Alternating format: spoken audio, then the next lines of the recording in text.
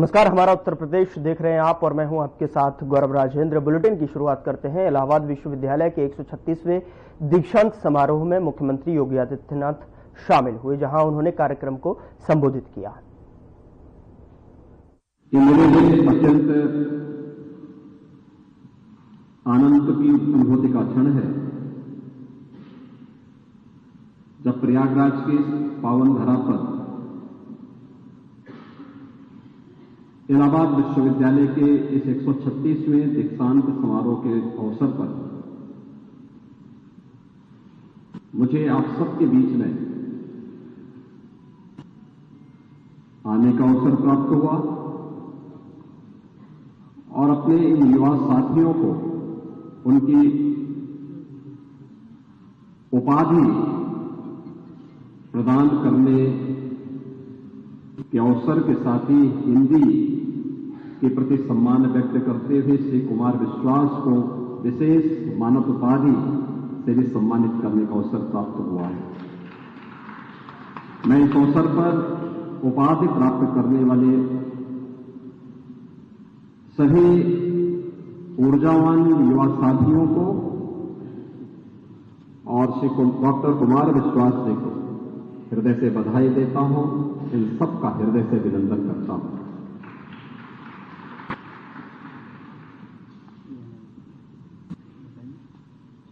इलाहाबाद विश्वविद्यालय अपनी प्रतिष्ठा के लिए जाना जाता है और एक लंबे समय तक जीवन का ऐसा कौन सा क्षेत्र था जिस क्षेत्र में इलाहाबाद विश्वविद्यालय ने इस देश को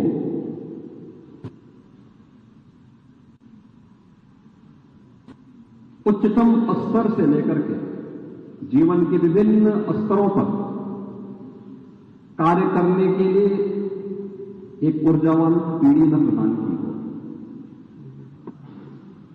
सार्वजनिक जीवन में सेवा का क्षेत्र हो, साहित्य का क्षेत्र रहा हो,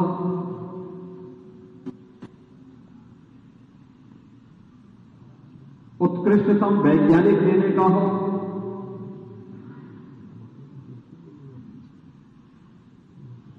देश की न्यायिक सेवाओं में उच्चतम न्यायालय से लेकर के जनपद न्यायालय के न्यायिक अधिकारियों की एक लंबी श्रृंखला देने का कार्य रहा हो। कोई भी ऐसा क्षेत्र नहीं था जिसमें एक समय, चाहे वह प्रशासन का हो, जिसमें ज्वाइंट मजिस्ट्रेट से लेकर के कैबिनेट सेक्रेटरी तक प्रतिनिधित्व इलाहाबाद विश्वविद्यालय करता हुआ दिखाई देता था। लेकिन समय की गति होती है और जैसे कि यहां के कुलपति जी ने अपने प्रारंभिक उद्बोधन में इस बात का उल्लेख किया,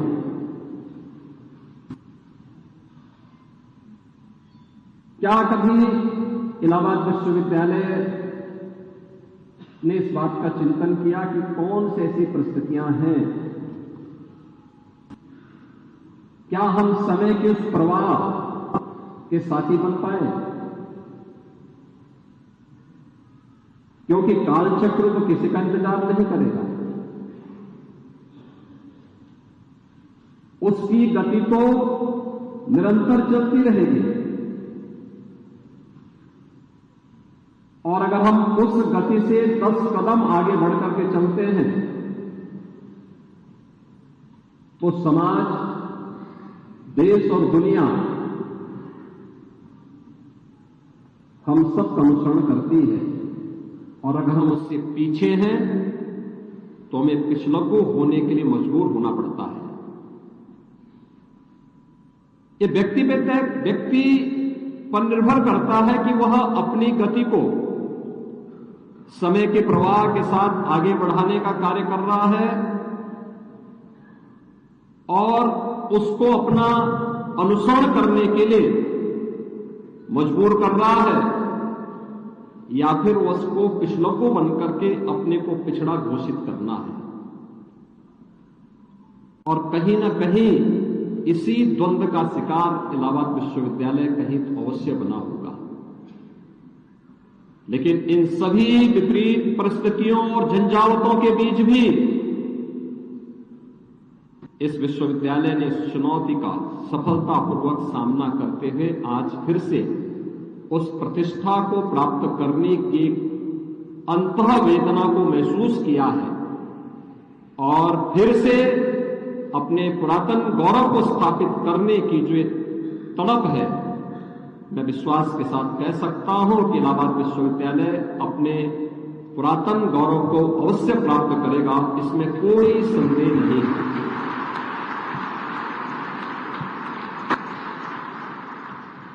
मैं यहां पे कुछ बातें देख रहा था जब यहां पे विश्वविद्यालय के माननीय कुलाधिपति दीक्षांत उपदेश दे रहे थे। मित्रों, जब हम लोग दीक्षांत उपदेश की चर्चा करते हैं तो ये केवल दीक्षा का अंत नहीं है, एक नूतन शुरुआत होती है और ये नूतन शुरुआत एक नए जीवन में प्रवेश करने की। और ये पहली बार नहीं है। हमारा देश तो भारत है, इसका मतलब ही है ज्ञान में रत रहने वाला देश। ये प्रयागराज है, दुनिया की सबसे प्राचीन गुरुकुल इसी प्रयागराज में महर्षि भारद्वाज के द्वारा स्थापित की गई थी। उच्च शिक्षा का केंद्र कैसे होना चाहिए, प्राचीन भारत ने दुनिया को दिखाया था। याद करिए, आज से 3500 वर्ष से पहले और 5000 वर्ष के बीच का वह कालखंड जब दुनिया के सर्वश्रेष्ठ दार्शनिक ग्रंथ के रूप में भारत की ऋषि परंपरा ने उपनिषदों की रचना की होगी और उसी उपनिषद की कुछ पंक्तियां हमारे गुरुकुल में दीक्षांत उपदेश के रूप में अंगीकार की गई, जिसे हम तैत्तिरीय उपनिषद के रूप में बोलते हैं कि सत्यम वद धर्मम चर स्वाध्यायान्मान प्रमद सत्यान प्रमादितव्यम धर्मान प्रमितव्यम कुशलान परमितव्यम भूतेन प्रमितव्यम। यानी इन सभी बातों का उल्लेख करते हुए देव पितृ कार्याभ्याम न प्रवितभ्यम मातृ देवो भव पितृ देवो भव आचार्य देवो भव अतिथि देवो भव। ये तैत्तिरीय उपनिषद का वह दीक्षांत उपदेश है जो हमारे गुरुकुलों में आज से नहीं हजारों वर्षों से अपनी शिक्षा पूर्ण करने के बाद एक नए जीवन में प्रवेश करने वाले छात्र को प्रदान किया जाता था। यानी कि सत्य बोलना, धर्म का आचरण करना, स्वाध्याय में प्रमाद न करना, सत्य से न हटना, धर्म से न हटना, कुशल कार्य में प्रमाद न करना, महान बनने के अवसर से वंचित न रहना,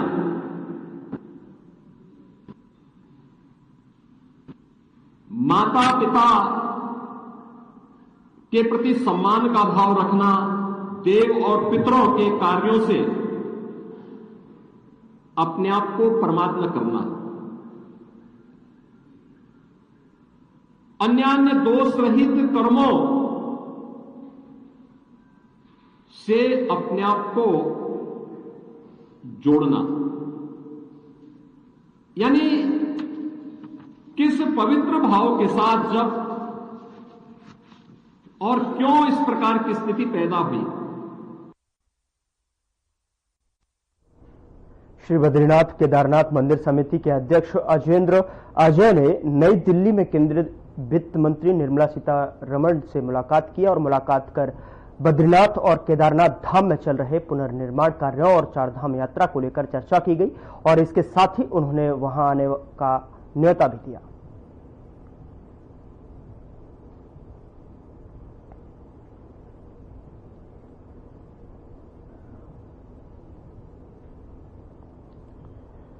उधर लोकसभा अध्यक्ष ओम बिरला और राज्यसभा के उपसभापति हरिवंश नारायण सिंह ने संविधान सदन के सेंट्रल हॉल में लोकसभा के पहले अध्यक्ष जीवी मावलंकर को उनकी जयंती पर पुष्पांजलि अर्पित की और इस मौके पर केंद्रीय पर्यावरण, वन और जलवायु परिवर्तन मंत्री भूपेंद्र यादव, राज्यसभा में विपक्ष के नेता मल्लिकार्जुन खड़गे, लोकसभा में विपक्ष के नेता राहुल गांधी समेत संसद सदस्यों और अन्य गणमान्य व्यक्ति भी मौजूद रहे।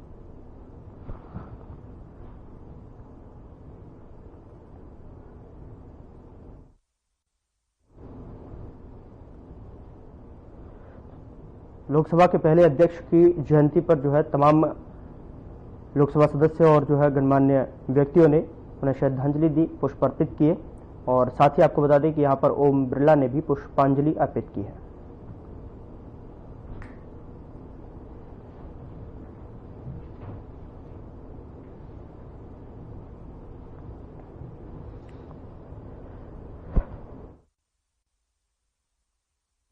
लखनऊ में न्याय प्रक्रिया में फॉरेंसिक साइंस एवं साइबर सिक्योरिटी की भूमिका विषय राष्ट्रीय कॉन्फ्रेंस का आयोजन किया गया, जिसमें सीएम योगी आदित्यनाथ ने भी शिरकत की। इस मौके पर सीएम योगी ने संबोधित किया। सीएम योगी ने क्या कुछ कहा, आइए आपको सुनाते हैं। आज भारत का संविधान दिवस है। 26 नवंबर 1949 की तिथि स्वतंत्र भारत के इतिहास के लिए एक महत्वपूर्ण तिथि है। 2 वर्ष 11 माह और 18 दिन में जो भारत का संविधान निर्मित हुआ था और जिसके वास्तुकार के रूप में भारत माता के महान सपूत बाबा साहब डॉक्टर भीमराव अंबेडकर जिन्हें मेहनत की थी, आज उनके द्वारा बनाए गए संविधान को 75 वर्ष पहले भारत ने अंगीकार किया था।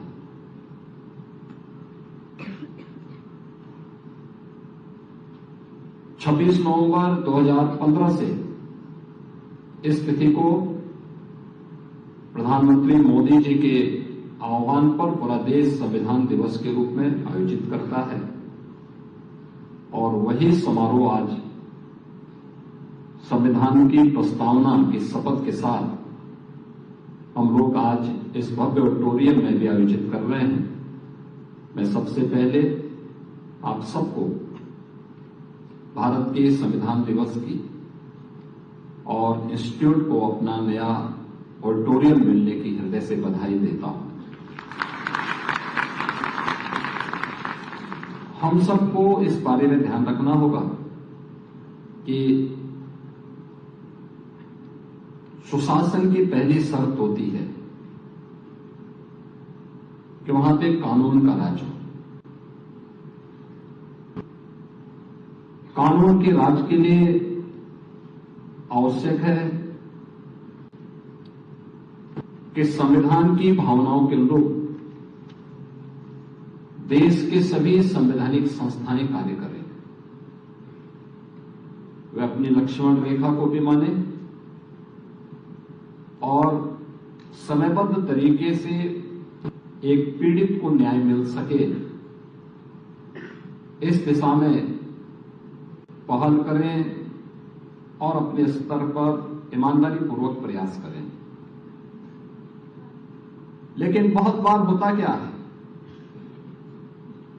निर्दोष व्यक्ति सजा पा जाता है और दोषी व्यक्ति पूरी तरह अपराध से मुक्त होकर के, स्वतंत्र होकर के समाज की व्यवस्था को चुनौती देता है। समय के अनुरूप अपराध की प्रकृति भी बदली है। जब भारत के अंदर ये सभी कानून बने होंगे, उस समय की परिस्थितियां, उस समय की सामाजिक परिस्थितियां, उस समय की राजनीतिक परिस्थितियां कुछ और थी। ये देश स्वतंत्र था,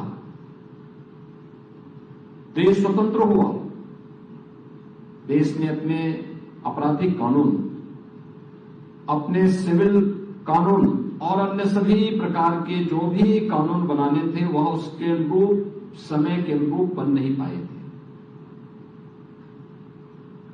और फिर वह विसंगति हमें हर स्तर पर देखने को मिलती थी। भारत के संविधान ने भारत के हर नागरिक को भारत के अंदर सरकार बनाने के लिए समान मताधिकार की शक्ति प्रदान की, बिना भेदभाव के। न जाति का भेद है, न क्षेत्र का है, न भाषा का है, न लिंग का है, किसी भी प्रकार का कोई भेदभाव नहीं है। याद करिए, दुनिया के अंदर आधुनिक लोकतंत्र का डंका और ढिंडोरा पीटने वाले वे तमाम दुनिया के वे देश जो अपने आप को आधुनिक कहते हैं, उन देशों में मताधिकार की शक्ति में रंग भेद था, लिंग भेद भी था। भारत के अंदर पहले दिन से 1952 में जब स्वतंत्र भारत में पहला आम चुनाव हुआ, भारत ने न जाति भेद को माना, न रंग भेद को माना, न क्षेत्र और भाषा के भेद को माना, और न किसी भी प्रकार के महिला और पुरुष के भेद को ही माना, बल्कि भारत का हर वयस्क मतदाता मताधिकार की अपनी शक्ति का उपयोग करके भारत के अंदर सरकार के गठन में योगदान दे सकता है। दुनिया के अंदर सबसे बड़े लोकतंत्र के रूप में यह गौरव भी भारत को प्राप्त है। अगर भारत ने यह ताकत भारत के प्रत्येक नागरिक को दी है, तो फिर भारत के हर नागरिक के साथ जो ताकत है उसको समान रूप से न्याय प्राप्त करने का भी अधिकार होना चाहिए। और हम सब आभारी हैं कि अभी हाल ही में आदरणीय प्रधानमंत्री जी की प्रेरणा से भारत ने अपने 3 नए कानून 1 जुलाई 2024 से लागू किए हैं, जिनमें भारतीय न्याय संहिता 2023, भारतीय नागरिक सुरक्षा संहिता 2023 और भारतीय साक्ष्य अधिनियम 2023, ये 3 नए कानून आज भारत ने लागू कर दिए हैं। यानी इनके पीछे ही भाव क्या है? ये आपराधिक संहिता नहीं, दंड संहिता नहीं, बल्कि न्याय संहिता है। ये नागरिक सुरक्षा की संहिता है। ये साक्ष्य अधिनियम के अंतर्गत हम उस प्रकार के साक्ष्य जुटाएंगे और तब अपराधी को कटघरे में खड़ा करेंगे। हम किसी को भी अपराधी नहीं कह देंगे। और इसके लिए व्यवस्था दी गई कि 7 वर्ष से ऊपर के किसी भी ऐसे आपराधिक मामलों में फॉरेंसिक साक्ष्य आवश्यक है, लेकिन कानून आपने लागू कर दिया, उस प्रकार के संस्थान, उस प्रकार की हाई क्लास लेबोरेटरी का अभाव उन क्षेत्रों में देखने को मिलेगा जहां पर लोगों ने अभी तक कार्य नहीं किया।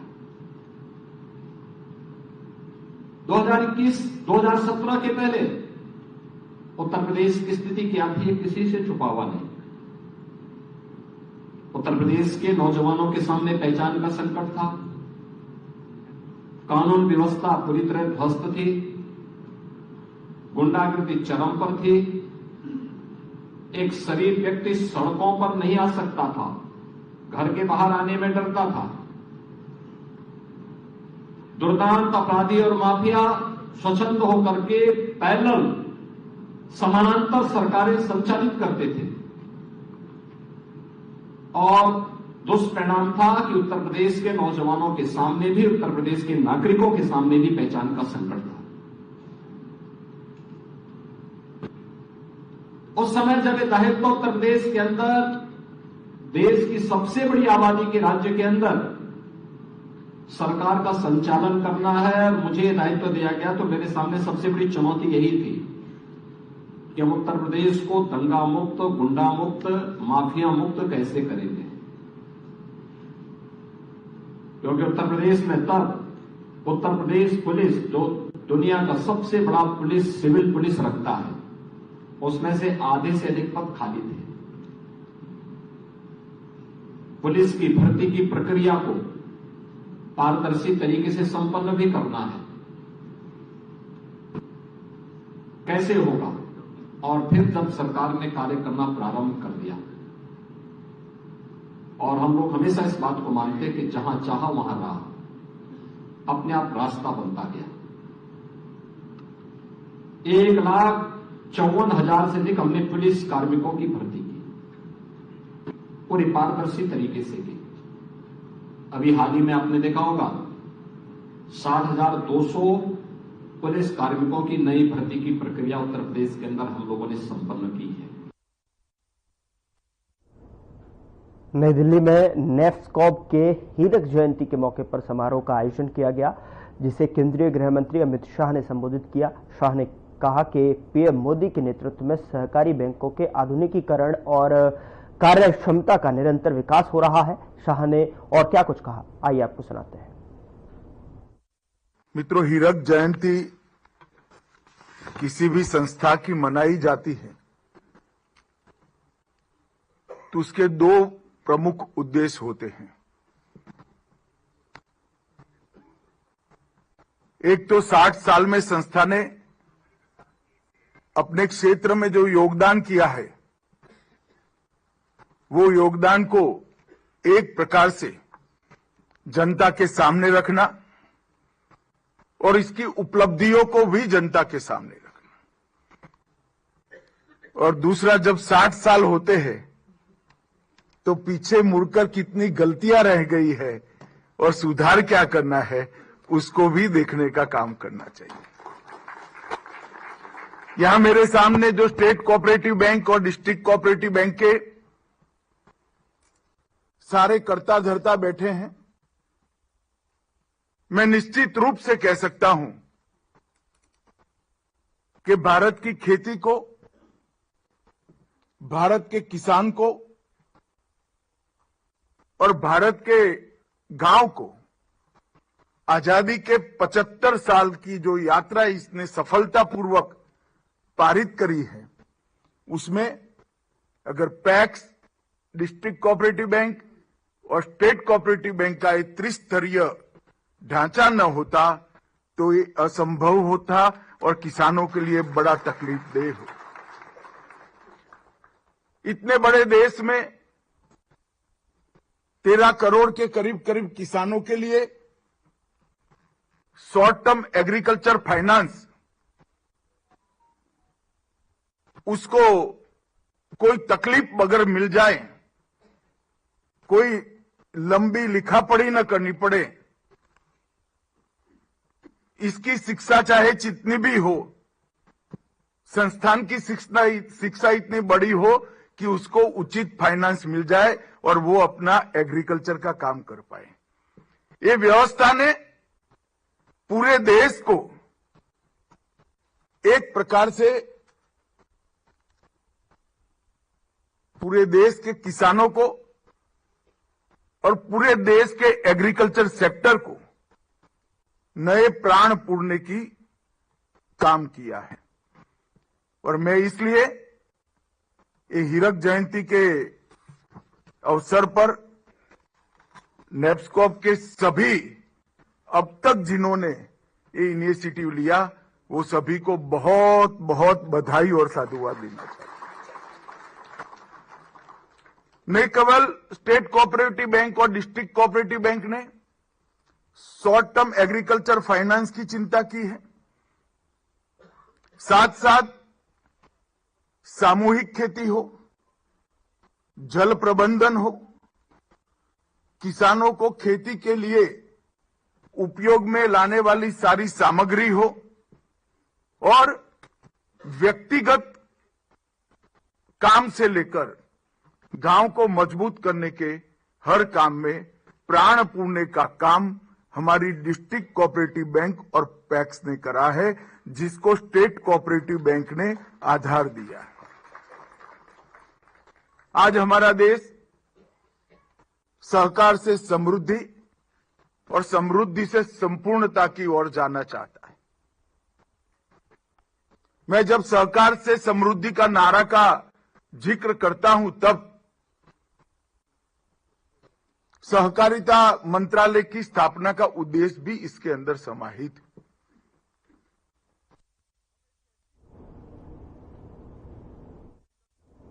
फिलहाल बुलेटिन में इतना ही। नमस्कार।